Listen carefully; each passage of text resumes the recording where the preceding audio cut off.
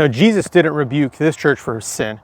He rebuked them for being comfortable. This morning at church, we covered Revelation chapter 3, verses 14 through 22, the last letter to the early church, the church of Laodicea. Now, they were not failing. The church was growing. They were self-sufficient. They were successful by worldly standards.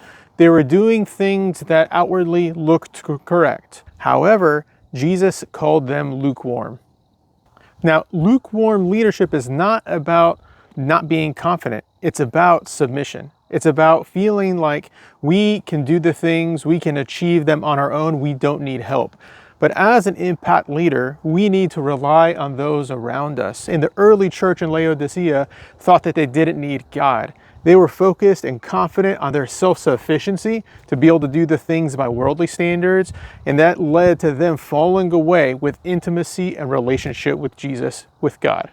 As high-intensity leaders, especially as engineers in the various domains of life, we feel like we can solve the problems ourselves. We don't need help. We often don't like to ask for help, but that's where that complacency or that comfort dulls urgency. It dulls that edge, that scrappiness that we need.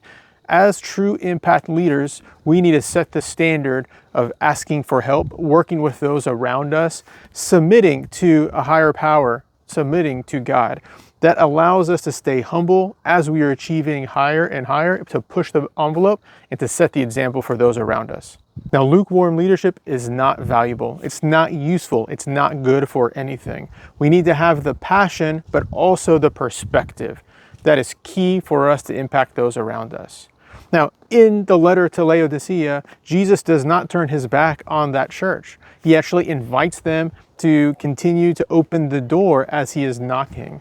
That's how we should approach leadership as well. When we're struggling, when there's challenges, we don't give up. We know that God has our back and will continue to encourage us to lean in towards him, especially when our personalities think that we can do it ourselves. We need to be reminded continually to submit and to lean into him. That's how we have that humble, high-impact leadership approach. So the question about leadership isn't about if we're winning. It's about if we're still listening.